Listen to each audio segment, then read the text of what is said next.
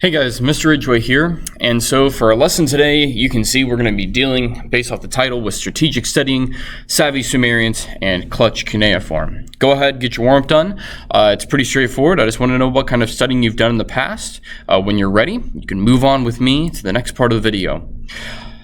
So what we're going to be trying to accomplish today is pretty straightforward. Besides talking about some study stuff, we're going to be analyzing why the Sumerian city-states developed and fell, and then we're also going to be summarizing some different aspects of their cultural life. Okay? Number one, let's deal with the studying thing. Okay? Now, there is a separate YouTube video that I have posted for this. It is available right here, where we talk about what does it actually mean to meaningfully study in history, and then also any high school class. And then right here links you to the 51 retrieval strategies and other meaningful study practices. Please make sure you read through those. Once you've done that, then what I'd like you to do is go on to this slide down here and tell me, post whatever you already know about Mesopotamia. Okay. Once you've done that, then you can click right here and you can see what the entire class knows about Mesopotamia. I'm sure you'll see some interesting things. Again, make sure, please, you keep your answers appropriate. Okay. So mini lesson, Sumerians and cuneiform. Let's get started. Talk about it. Okay. So we're going to be with the Sumerians, again, rise, fall, some different parts of their cultural life. How do you begin to support a larger population? How does geography shape how human beings live? Okay. Again, just a reminder, how did people go to all the places? Moana. Okay. Again, the Moana thesis has two parts to it. After, again, human beings spread out from Africa, we did the whole coast hopping thing, which is part one. And then the second part is the ocean crossing part of the Moana thesis. Again, just remind yourself that human beings by this point have left Africa, right? So assuming that is true, we need to talk about one of the earliest river valley civilizations that was ever set up, the classic Mesopotamia. Okay, the Mesopotamia. Now, with Mesopotamia, we're going to talk about it because, again, it's one of the earliest ones. It's a really, really good example of just classic river valley, and then also cultural hearth, which is a fancy way of saying that there's cultural things going on there that help end up in a civilization, okay, of sorts. So let's talk about it. Okay, Mesopotamia, literally in Latin, means land between the rivers.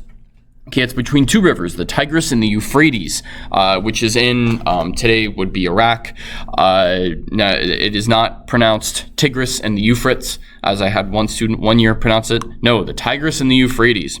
The first peoples that are there in terms of like an actual civilization that is starting to set up there are called the Sumerian City-States. Now, what is Sumer? What are these things? Well, city-states are exactly what they sound like. They're cities that act like their own states or nations. Okay. And what then, if we kind of take this to the next logical step, means is that if there's lots of these city-states, okay, that we can call Sumer, this means that Sumer was not a unified civilization. Okay, it's just a name that we give to this place and people because it makes, honestly, labeling easier.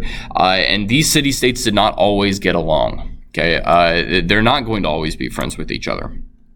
All right, so you can see down here, if we look down at these dots, we've got lots of fun city-states names like Kish and Adab, and my personal favorite, two letters, Okay, again, city-states are like little cities that act like their own nations or states. Okay, so let's talk about why we get them, some advantages and disadvantages. Okay, first of all, advantages.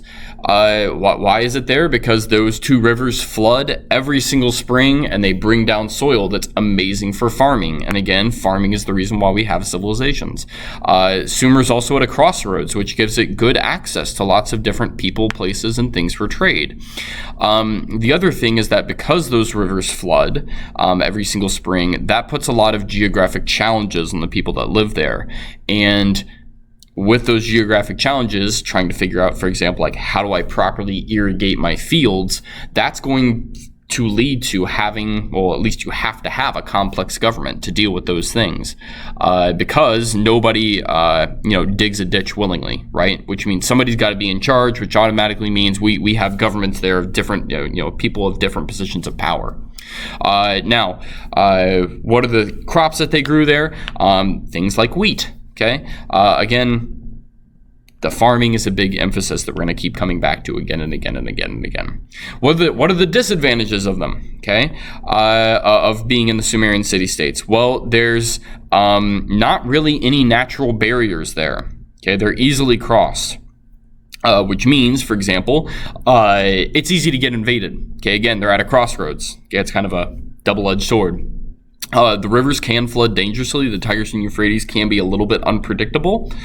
There's also, I don't know if you knew this, okay, since they're kind of in the middle of a desert, there's not a lot of timber and not a lot of stone. And that's kind of a problem for building up, complex, buildings that can be made out of, fun, fancy materials. And again, the biggest weakness is that they're not unified. So if they can be easily invaded and they're not unified, it's pretty easy to imagine what's going to cause the fall of the Sumerian city-states, and that is somebody from the outside is going to come in and just wipe them out and start something new. Okay, so what else did life in Sumer look like? Okay, it has a kind of, we would say, typical social hierarchy of some kind of ruling family with an upper kind of priestly middle class, scribes, we'll talk about them here in a second, artisans, that's people who make things with their hands, merchants, people who sell stuff, peasant farmers below them, and then at the very, very bottom, slaves. What I would like you to do on your notes before you go on is guess for me, how do you think the Sumerian city-states got slaves? Okay, so you can go to the next slide to find out. So the answer is they go to war. Okay, all these city-states are fighting with each other, and if your city-state loses, you just get enslaved, and that's just kind of how the process happens. It's not a lot of fun. Okay, again, there's no big empire out there that's going to save you or enforce laws. Like if you lose, you lose, right? Other things to know about cultural life in Sumer. Okay. As you're going to see here, writing is a big thing, okay? Scribes were the people in charge of reading, writing, and keeping records in cuneiform, okay? What is cuneiform or cuneiform? Okay, cuneiform is how I've always heard it pronounced. What is it? Well, the Sumerians are going to invent this new type of writing. It's our first writing style, which is awesome. Cuneiform in Latin literally means wedge-shaped writing. What did they use it for? Well, it probably was for, it kind of came from pictographs, and then what it kind of, what it kind of starts off as is they're using it to keep track of goods that are coming in as they're as trade is occurring, right? And then eventually they're like, hey, we could turn this into a writing style, and it becomes this kind of pictographic writing style that's based off of wedge-shaped marks, because the things that they would use to inscribe into the clay tablets that they would leave out in the sun and then dry kind of have these wedge-shape kind of shape to them. Right, and you'll see exactly what I'm talking about when I pull up a picture here in a second. Women also probably had more rights in early Sumerian civilization. This is going to mirror other kind of Middle Eastern civilizations at this time, like Egypt, where women had more rights than in later ones. But the Sumerians are really, really cool.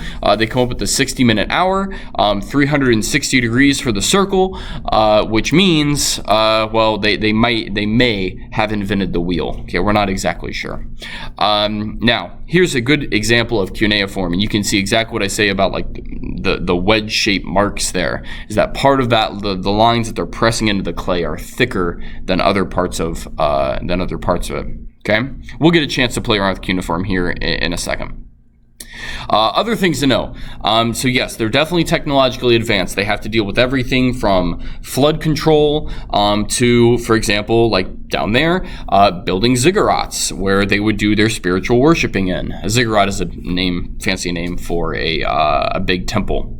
And with temples and thinking about things like religion and here technology and science, the Sumerians also had very advanced astronomical knowledge. They could, for example, predict eclipses, which is kind of cool. Okay, again, human beings are smart. All right, so with all that being said, okay, that just kind of gives you a down and dirty summary of the Sumerians, what their life was like. some advantages as to why they kind of started there, and then kind of some disadvantages as to what's going to be their end. So the end for this mini lesson is I'd like you to pretend that one of your classmates wasn't with you in class, okay, virtually at least, and I'd like you to add a couple bullet points in your notes where what would be like the two main things that you would tell them that they would need to know from this mini lesson if they weren't here, okay? Once you've done that, we're going to go and we're going to finish up doing today's lesson with a little bit of cuneiform. Okay, it's time to be a scribe. So what you're going to do is you're going to write your name in cuneiform. So normally I have students actually do this in clay, and then we get to do it in class. It's awesome. But what you're going to do is click right here. Okay, it says use this website to discover your name. So type your full name. Okay, so full thing. All right. All right, so Nathaniel Clark Ridgway, type your initials, okay, initials, 3 of them, okay, maximum 3 letters, and then you click inscribe. And hey, look at that, there you go, okay, my monogram in cuneiform is this, okay. What I'd like you to do now is actually take your screen, okay, kind of pull this over to the side, and then we're gonna actually write the rest of your name in the clay, which is kind of cool. Okay, so right here it says practice writing your name here in clay, and I'm going to click on this. I'm going to pull this to the other side of my screen. Okay, you can see we've got our whiteboard. I'm just going to type in my name, and I'm going to join this board. Okay, I want you to take your little drawly draw pen, and I would like you to actually now try to draw your name. Okay, so like this, like I'm doing on my screen. It's kind of fun. Okay, it will take a little bit of practice and getting used to. So there you go. You kind of get the idea. All right. So that kind of gives you the rundown of our lesson today. There is nothing due, which is awesome. No homework. But again, make sure that you are starting to look and think about, as I said in the studying video, about things to prep for studying and, eventually tests. All right. So I'll see you guys later. Bye-bye.